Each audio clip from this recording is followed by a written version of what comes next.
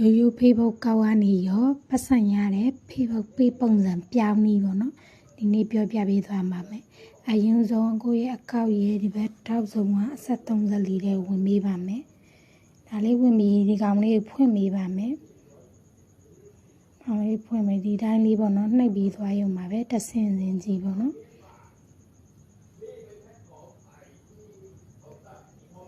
တဆင်စင်ကြီးကိုနှိပ်ပြီးသွားပါမယ်ဒီမှာလည်းအပေါ်ဆုံးကကောင်လေးရွေးပြီးလိုက်ပါမယ်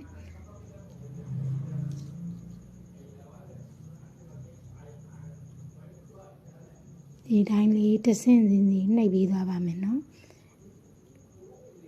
ဖေးဖို့ပေးလေးကိုလည်းဖော်လို့လေးလုပ်ပြီးသွားကြပါအောင်နော်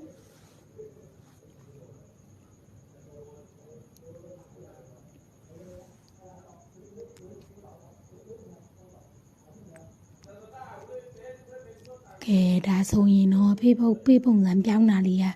ပြီးသွားပြီပေါ့နော်ဒီပုံစံတိုင်းလေးကဗီဒီယိုတွေနေ့တိုင်းပုံမှန်တင်ပေးသွားပဲမယ်ဆိုရင်ဖေးဖို့ကကိုယ်ပတ်စံပေးလာမယ်ပေါ့နော်အားလုံးပဲလိုက်လုပ်ကြည့်ကြပါနော်အဆင်ပြေကြပါစေ